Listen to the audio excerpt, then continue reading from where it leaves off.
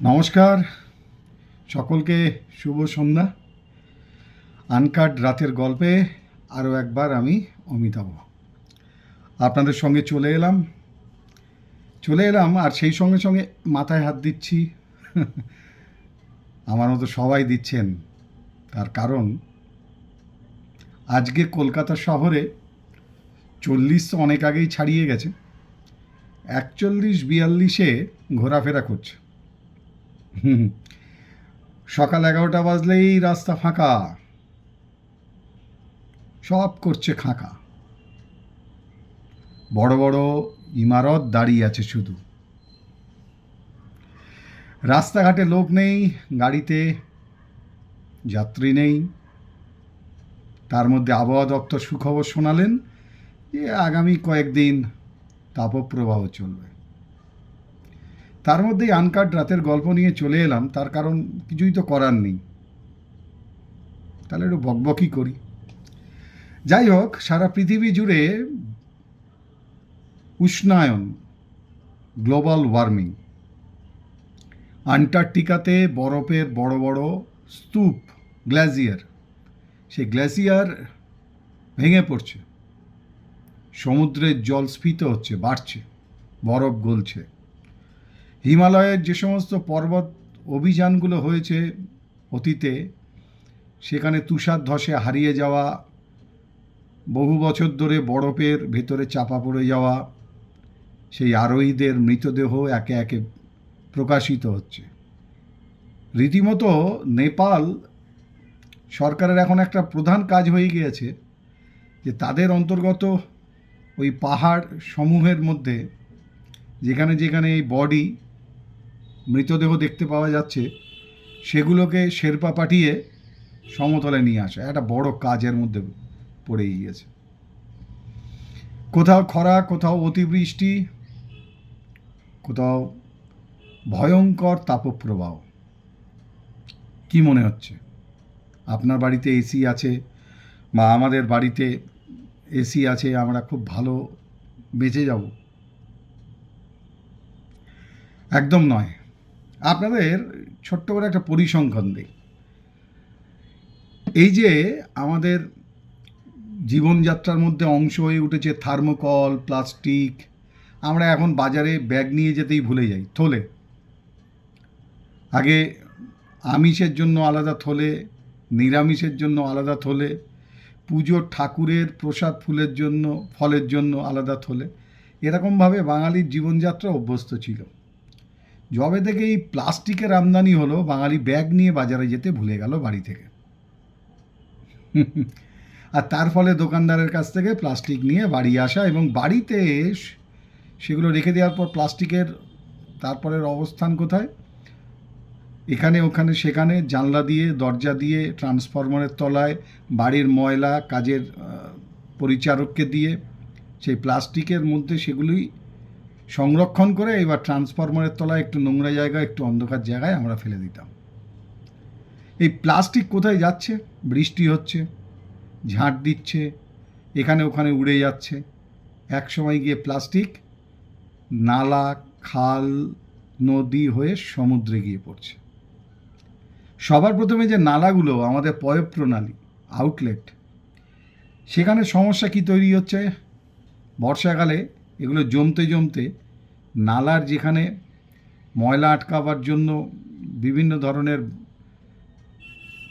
বেড়া, নেট, এগুলোর ব্যবহার করা হয়, জাল, সেখানে গিয়ে এগুলো আটকে যাচ্ছে এবং সেই আটকে যাওয়ার উপরে বিভিন্ন ময়লা, সেগুলো বেরোতে পারছে না, প্লাস্টিক বেরোতে দিচ্ছে না, থার্মোকল বেরোতে দিচ্ছে না। এবার হঠাৎ করে বৃষ্টি হলেই জলে মগ্ন হচ্ছে আমাদের জনপদ, আমাদের বাড়ির আশেপাশ, আর সেই জল আউটলেট দিয়ে বা পয়ঃপ্রণালী দিয়ে বেরোচ্ছে না। তখন আমরা সরকারি প্রতিনিধিদের উপরে সেই রাগ দেখাচ্ছি। আচ্ছা, সরকার কাকে নিয়ে বলুন তো? সরকার তো আমি আপনি নির্বাচন করি একজন জনপ্রতিনিধিকে, এবং তিনি আমাদের প্রতিনিধিত্ব করে তার মাধ্যমে একটা সামাজিক কাজ সেটাকে সুষ্ঠুভাবে সম্পন্ন করার দায়িত্ব নিয়ে তিনি করেন। তিনি পরিচালনা করেন। আমরা আমাদের প্রত্যেকটি জীবনযাত্রাকে অসুস্থ করছি, চোখ বন্ধ করে থাকছি, প্রতিবাদ করছি না, আমি ভালো আছি এই ভেবে পাশের বাড়ির পাশে গিয়ে দাঁড়াচ্ছি না, আর কোনো কিছু সমস্যা হলেই জনপ্রতিনিধি বা প্রশাসনিক আধিকারিকদের বাপান্ত করছি। বাড়ির পরিচারক পরিচারিকাকে ওই প্লাস্টিকের প্যাকেটগুলোতে ময়লা দিয়ে ট্রান্সফরমারের তলায় ফেলতে আমরাই বলি, জনপ্রতিনিধি বলে দেয় না। আমরাই রাত্রেবেলায় জানলা দিয়ে কিংবা ব্যালকানি দিয়ে প্যাকেটগুলো ফেলি, থার্মোকল প্লাস্টিক ফেলি, এটা জনপ্রতিনিধি বলে দেয় না। সেগুলো জমে যখন জল আটকে যায় তখন আমরা সব রাগ দোষ তাঁদের উপরে দেখাই। ভাবুন, আমি আপনি যে প্লাস্টিক কিংবা থার্মোকল ব্যবহার করছি, সে ব্যবহারের ফলে সমুদ্রে কত থার্মোকল আর প্লাস্টিক ভাসছে তার একটা সমীক্ষাতে যা রিপোর্ট উঠেছে সেটা আপনাদের একটু জানাই। সমুদ্রে ভাসছে 165 million metric ton plastic. 165 million metric ton plastic ভাসছে সমুদ্রে। সামুদ্রিক প্রাণীরা সেগুলো খাচ্ছে, জল দূষিত হচ্ছে, সেই জল রিসাইক্লিং হয়ে আবার আমাদের জীবনে প্রবেশ করছে এবং সেই সমুদ্রের প্রাণীদেরকে আমরা খাচ্ছি। 100 জনের মধ্যে সমীক্ষা চালিয়ে দেখা গেছে 80 জনের রক্তে রয়েছে প্লাস্টিকের উপাদান। যেহেতু আমরা সামুদ্রিক জলজ প্রাণী বিভিন্ন ধরনের খেয়ে থাকি সারা পৃথিবীর মানুষ, এই প্লাস্টিক আর কি করছে? শুধু রক্তে প্রবেশ করছে সেখানেই থেমে থাকেনি। আমার আপনার ফেলে দেওয়া প্লাস্টিক মাটির ভেতরে মাটির সঙ্গে মিশে যেতে সময় লাগে 400 বছর। এবং যে ব্যাকটেরিয়া এই প্লাস্টিকের যৌগগুলোকে ভাঙে মাটির তলায় এই মিশিয়ে দেওয়ার কার্যকে সম্পন্ন করার জন্য, সেই প্রক্রিয়ার মধ্যে যাওয়ার পর সেই প্লাস্টিক যৌগগুলো যখন ভাঙতে থাকে তখন গ্রিন হাউস গ্যাসের অন্যতম ভয়ঙ্কর গ্যাস মিথেন তার থেকে জন্ম নেয়, তৈরি হয়। শুধু প্লাস্টিক কলকাতার দুর্গাপুজোর পর যা সংগ্রহ হয়, এক জায়গায় একত্রিত করা হয়, সেটার ওজন 30,000 মেট্রিক টন। আমরা প্রকৃতিকে অত্যাচার করছি, প্রকৃতি তার প্রতিশোধ নিচ্ছে। শহরে কত গাছ ছিল 20 বছর আগে, আপনার এলাকায় কত গাছ ছিল 20 বছর আগে, এখন নেই। কোথাও নতুন বাড়ি তৈরি হচ্ছে, কোথাও উন্নয়নের নামে বিল্ডিং তৈরি হচ্ছে, কোথাও আমরা নিজেদের বাড়ির যেটুকু মাটি ছিলাম সেটুকুকেও ঢালাই করে কংক্রিটের করে দিচ্ছি, গাছপালা কেটে চুরমার। আর বাড়িতে 4টে ফলের টব, ফুলের টব, বাহারি গাছ রেখে ভাবছি এই আমাকে অক্সিজেন দেবে। একটা গাছ, তার উপকারিতার কথাটা যদি একবার ভেবে দেখেন, আমি ছোট্ট খুব সহজভাবে বলছি আপনাদের।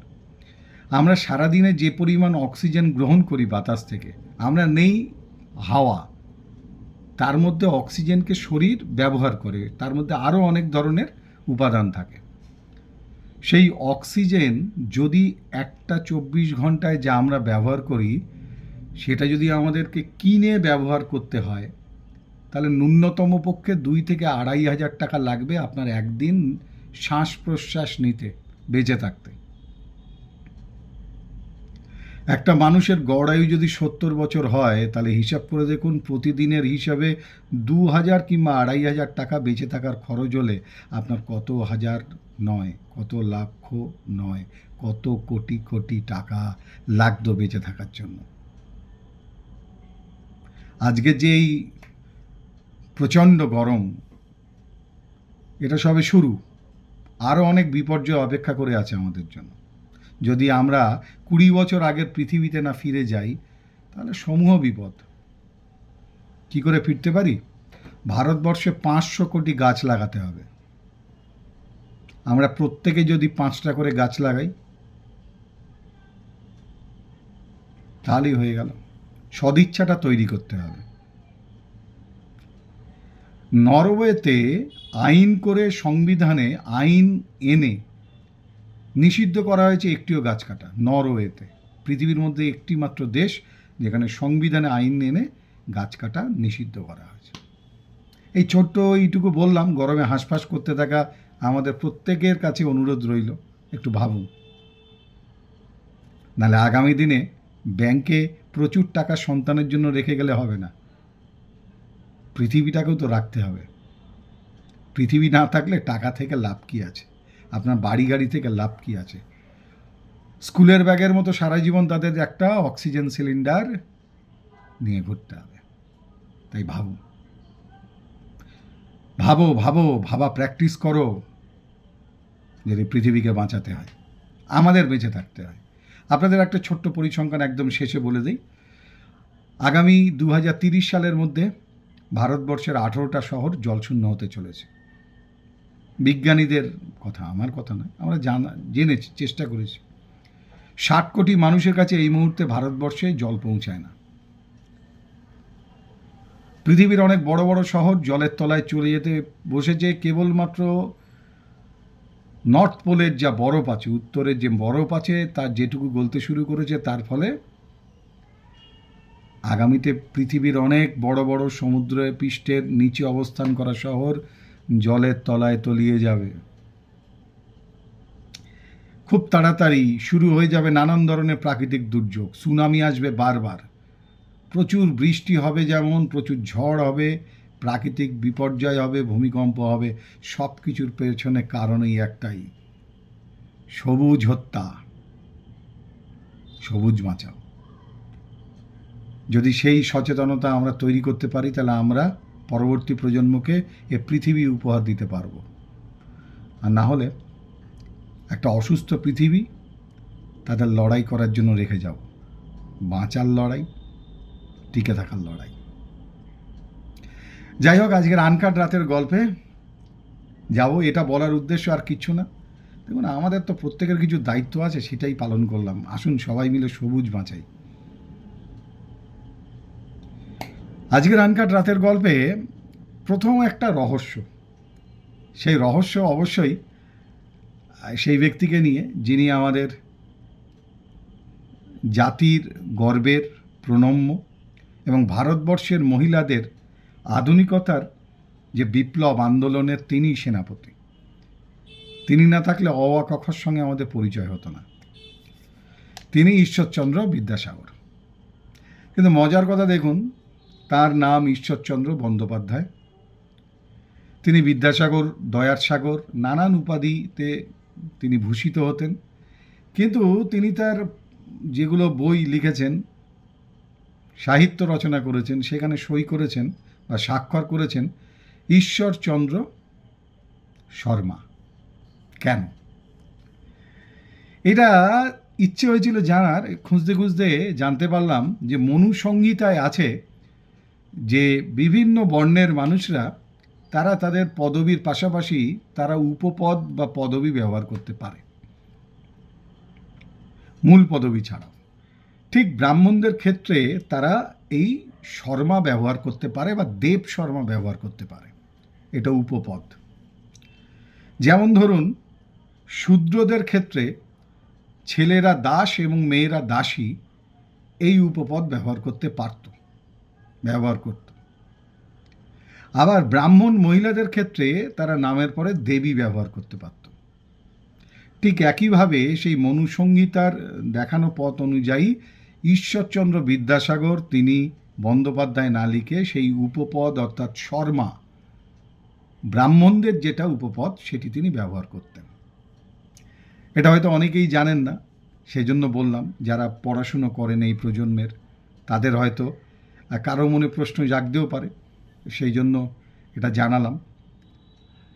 আরেকটা জিনিস আপনারা দেখবেন, আমাদের হিন্দু সনাতন সংস্কৃতিতে আমরা দেখি যে আমাদের যারা পরিবারের পূর্বপুরুষ যারা গত হয়েছেন, তাদের শ্রাদ্ধাদি অনুষ্ঠানের সময় আলাদা করে যিনি পুরোহিত থাকেন, তিনি বলেন, যিনি শ্রাদ্ধ অনুষ্ঠান পরিচালনা করেন, যে কাকেদেরকে খেতে দিন। কাক, কাকেদেরকে খেতে দেওয়ার একটা পরম্পরা দীর্ঘদিন ধরে চলে আসছে, কিন্তু কখনো প্রশ্ন জেগেছে কেন? কাকেদের খেতে দিলে নাকি আমাদের পূর্বপুরুষদের কাছে আমাদের ঋণ, তার কৃতজ্ঞতা জানানো হয়। আপনাদের বলি, বট এবং অশ্বত্থ গাছ কোথাও কখনো দেখেছেন কেউ চারা পুঁতেছে? মূলত বট অশ্বত্থ গাছ এমনি আমরা হতে দেখি,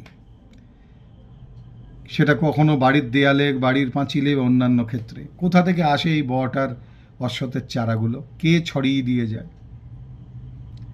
এই বট আর অশ্বত্থের যেগুলো বীজ, ফলশুদ্ধ, সেগুলো খায় কাক, এবং কাকের পাকস্থলীতেই তার অঙ্কুরোদ্গম হয়। তারপরে তার শরীর থেকে যখন বর্জ্য নির্গত হয়, সেগুলো থেকে সেই অঙ্কুরোদ্গম হওয়া বট অশ্বত্থের চারাগুলো একটু একটু করে ধীরে ধীরে মাটির সংস্পর্শে এসে, প্রকৃতির সংস্পর্শে এসে একা একাই বেড়ে উঠতে থাকে। অর্থাৎ কাক শুধু সমাজবন্ধু নয়, সে আমাদের প্রকৃতিরও বন্ধু। কাকের এই খেয়ে অঙ্কুরোদ্গম করে বর্জ্য হিসাবে সেটাকে নির্গত করার পর বট আর অশ্বত্থ বেড়ে ওঠে। জানেন, অশ্বত্থ এবং বট অত্যন্ত প্রয়োজনীয় দুটো গাছ, মহিরু। এবং অশ্বত্থ গাছদের অনেক ঔষধিক গুণাগুণ রয়েছে। সেই কারণে পূর্বপুরুষ মুনি ঋষিরা বলতেন, যেহেতু ভাদ্র মাসে কাক ডিম পাড়ে, শাবকের জন্ম দেয়, তো সেই সময় তাদের পৌষ্টিককরণের জন্য, পুষ্টির জন্য তাদের খেতে দেওয়া হতো। পূর্বপুরুষদের সেই দেখানো পথ অনুযায়ী পূর্বপুরুষদের, তাদের প্রতি, কাকেদের প্রতি এই যে শ্রদ্ধা বা কৃতজ্ঞতা, প্রকৃতিকে রক্ষা করার, তাদের যে এই প্রচলিত ধারা, তার জন্যই আজকের দিনে দাঁড়িয়ে আমাদের এই কাকেদের খেতে দেয়া শ্রাদ্ধা অনুষ্ঠানে একটা নিয়মের মধ্যে চলে এসছে। এটা সংস্কার, কুসংস্কার নয়। কারণ হিন্দু সনাতন সংস্কৃতিতে অনেক কিছুই আছে যেগুলোকে আমরা মানি না, কিন্তু সেগুলোর পেছনে রয়েছে পুরোপুরি বিজ্ঞান। তাই কাকেদেরকে শ্রাদ্ধ অনুষ্ঠানে খেতে দেওয়ার একটা প্রচলন আছে, যে পূর্বপুরুষদের প্রতি কৃতজ্ঞতা, যে এই সৃষ্টিকে তারা যে ব্যালেন্স বা ভারসাম্য রক্ষা করছে, এবং অশ্বত্থ বটের মতো একটা মহিরু বিরাট বৃক্ষ, তাকে প্রজননের জন্য তাদের একটা মাধ্যম বিরাট গুরুত্বপূর্ণ। এটাও অনেকে হয়তো জানেন বা অনেকে জানেন না। এবার একজনের কথা বলি। একটি ছেলে আইএসসি ক্লাস চলছে, ক্লাসে যে নির্দিষ্ট শিক্ষক, সেই শিক্ষক তখনও এসে পৌঁছাননি। তার বদলে অন্য একজন শিক্ষক এসছেন ক্লাস নিতে। ক্লাসটা ছিল রসায়ন, উদ্ভিদবিদ্যা এবং অঙ্কের। কিন্তু সেই নির্দিষ্ট শিক্ষক না আসাতে চারুচন্দ্র মুখোপাধ্যায় তিনি এলেন আইএসসির ছাত্রছাত্রীদের ক্লাস নিতে। এসে তিনি কি করবেন? তিনি তো আর ওই বিষয়গুলো পড়াবেন না। ছাত্রীদের বললেন কলেজে, তোমরা এক কাজ করো, তোমরা গরুর রচনা লেখো। আইএসসির ছাত্ররা তো হো করে হাসছে, গরুর রচনা লিখতে দিলেন স্যার। সবাই ভাবছে এটা কি স্যার মজা করলেন। একটি ছেলে কিন্তু খুব সিরিয়াস। সে এসে স্যারকে বলল, আচ্ছা স্যার, একটা প্রশ্ন করব, গরুর রচনা কি শুধু গদ্যেই লেখা যায়? গদ্য ছাড়া কি গরুর রচনা লেখা যায় না? শিক্ষক বললেন, না না, কেন, গদ্য ছাড়াও লিখতে পারো গরুর রচনা। তারপর খানিকক্ষণ পর সবাই বসে আছে, সত্যি সত্যি লিখবে কি লিখবে না ছাত্রছাত্রীরা ভাবছে। সেই ছাত্রটি গরুর রচনা লিখে স্যারের কাছে নিয়ে গেল খাতাটি। স্যার সেটা পড়ে সবাইকে বললেন, আরে শোনো শোনো, এই দেখো, তোমাদের পড়ে শোনাচ্ছি, গরুর রচনাটা শোনো। মানুষ তোমায় বেজায় খাটায়, টানায় তোমায় লাঙল গাড়ি, একটু যদি দোষ করেছ অমনি পড়ে লাঠির বাড়ি। আপন জিনিস বলতে তোমার নেই কিছু এই বিশ্বতে, তোমার বাটের দুধটুকু তাও বাছুর তোমার পায় না খেতে। মানুষ তোমার মাংস খাবে, অস্থি দেবে জমির সারে, চামড়া দিয়ে পড়বে জুতো, বারণ কেতায় করতে পারে? তোমার পরেই এই অত্যাচার, হে মর্তের কল্পতরু। কারণ নহ সিংহ কি বাঘ, নহ সিংহ কি বাঘ, কারণ তুমি নেহাত গরু। গরুর এই আধুনিক কবিতা শুনে শিক্ষক চারুচন্দ্র মুখোপাধ্যায় সেই ছাত্রকে মাথায় হাত দিয়ে আশীর্বাদ করে বলেছিলেন, তুমি অনেক বড় হও, বড় মানুষ হও। পরবর্তীকালে সেই ছাত্র শুধু বড় মানুষ না, একজন বড় ডাক্তার হয়েছিলেন, এবং সেই ডাক্তারের পাশাপাশি তিনি ছদ্মনামে একজন সাহিত্যিকও ছিলেন। কারণ সেই চিকিৎসকের নাম বলাইচাঁদ মুখোপাধ্যায়, যিনি বনফুল নামে সাহিত্য রচনা করতেন। আজকের আনকাট রাতের গল্পে একটু অন্যরকম বিষয় যেহেতু আলোচনা করলাম, শেষ করব একটি চীনের গল্প দিয়ে। আমরা অল্পেতেই দুঃখেতে ভেঙে পড়ি, আনন্দে আত্মহারা হয়ে পড়ি, কিন্তু দুঃখ যেমন মেনে নিতে পারি না, আনন্দের প্রশ্নাতীত আনন্দ করতে চেষ্টা করি, কত আনন্দ করা যায় সবটা করে উঠতে পারি না। আসলে আমাদের সুখ আছে, দুঃখ আছে, আনন্দ আছে, বেদনা আছে, এগুলোকে আমরা সবাই মেনে নিতে পারি না। যে সুখ মানে শুধু সুখই থাক, আর দুঃখের দরকার নেই। এই নিয়ে একটা গল্প, যে গল্প দিয়ে আজকে আনকাট রাতের গল্প শেষ করব। চীনের একটি গ্রামে একজন জ্ঞানী গরিব কৃষক থাকতেন, এবং তার পরিবারে কেবলমাত্র একটি ঘোড়া ছিল। একদিন হঠাৎ করে তার ঘোড়াটা জঙ্গলে গেলে আর ফিরে আসলো না, হারিয়ে গেল। অনেক খোঁজাখুঁজি করলেন সেই জ্ঞানী কৃষক মানুষটি, কিন্তু তার ঘোড়াটা আর ফিরে এলো না। পাড়া প্রতিবেশী যেই জানলেন যে এদের একটিমাত্র ঘোড়া তাও হারিয়ে গেছে, এসে বললেন, আহারে দেখো তো কি দুর্ভাগ্য, একটা মাত্র ঘোড়া তাও তোমার হারিয়ে গেল, সত্যিই তোমার কপালটা খুব খারাপ। সেই বৃদ্ধ কৃষক, জ্ঞানী কৃষক মুচকি হেসে বললেন, হতে পারে। কয়েকদিন পর দেখা গেল সেই তার ঘোড়াটা ফিরে এসছে, এবং সঙ্গে করে আরও 3টে বুনো ঘোড়া সে নিয়ে এসছে। অর্থাৎ আগে ছিল একটি, এখন হয়ে গেল 4টি ঘোড়া, এবং সেই 3টি বুনো ঘোড়াও তার সঙ্গে লালিত পালিত হতে থাকলো তাই এই কৃষকের বাড়িতে। পাড়াপড়শি আবার জানতে পারলো যে তার পুরনো ঘোড়া ফিরে এসছে, শুধু না, লাভের উপর লাভ আরও 3টে বুনো ঘোড়াকে সে সঙ্গে করে নিয়ে এসছে। তারা এসে সেই জ্ঞানী গরিব কৃষককে বললেন, বাহ, কি দারুণ ভাগ্য তোমার, দেখেছো, তোমার একটা ঘোড়া ছিল তাও চলে গিয়েছিল, সে আবার আসার সময় সঙ্গে করে 3টে ঘোড়া নিয়ে এলো, একেই বলে ভাগ্য। সত্যিই তোমার ভাগ্যটা খুব ভালো, তুমি খুব ভাগ্যবান। কৃষক আবার মৃদু হেসে বললেন, হতে পারে।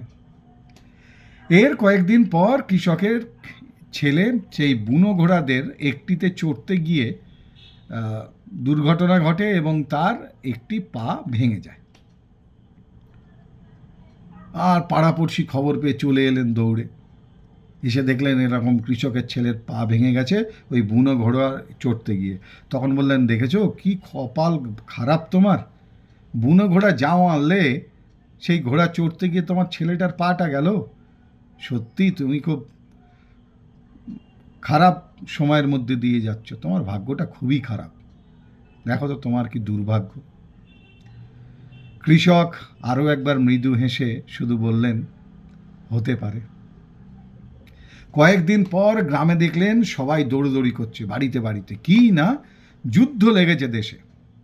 আর সেই যুদ্ধের জন্য রাজা নির্দেশ করেছে যত যুবক ছেলে আছে তাদেরকে জোর করে যুদ্ধে অংশগ্রহণ করতে হবে, অর্থাৎ মৃত্যু মুখে তাদেরকে ফেলে দেওয়া হবে। সবার বাড়ি থেকে যুবকদেরকে ধরে নিয়ে যাচ্ছে রাজার সৈন্যরা, লেঠেলরা। কেবলমাত্র ছাড় পেল কৃষকের ছেলে, কারণ তার পাটা ভেঙে গিয়েছিল, তাই ভাঙা পায়ের জন্য তাকে আর নিয়ে গেল না। পাড়াপড়শিরা খবর পেয়ে তাদের তো সন্তানদের, সব যুবক যারা ছিল তাদেরকে নিয়ে গেছে, এসে বললেন, সত্যি তোমার ভাগ্য কি ভালো, দেখো এই দুর্ঘটনাটা ঘটলো বলে তোমার ছেলের পাটা ভাঙলো, তাহলে ওই মৃত্যু মুখে তোমার ছেলেকে আর পড়তে হলো না, যুদ্ধে মরতে হলো না, সত্যিই তোমার ভাগ্যটা খুব ভালো। কৃষক আবার হাসলেন, হেসে বললেন, হতে পারে। এই গল্পটা বলার কারণ, দেখুন, কৃষক সুখের দিনেও কখনো ভেঙে পড়েননি, এই আনন্দ উচ্ছ্বাস প্রকাশ করেননি, আবার দুঃখে ভেঙে পড়েননি। তিনি ঠান্ডা মাথায় অবস্থার উপরে সমস্তটাই ছেড়ে দিয়েছেন, মেনে নিয়েছেন, আর মৃদুভাবে শুধু বলেছেন, হতে পারে। অর্থাৎ আপনি আস্থা রাখুন, হঠাৎ করে উত্তেজিতও হবেন না, হঠাৎ করে মন খারাপ করবেন না বা হতাশ হবেন না। সুখ আছে বলেই দুঃখ আছে, ঠিক দুঃখ যতটা নিদারুণ কষ্ট দেয় ততটাই চরমতম আনন্দ দেয় সুখ। দিন আছে তাই রাত আছে, আর রাত আছে বলেই দিনের এত গুরুত্ব আছে, অন্ধকার আছে বলেই আলোর এত গুরুত্ব আছে।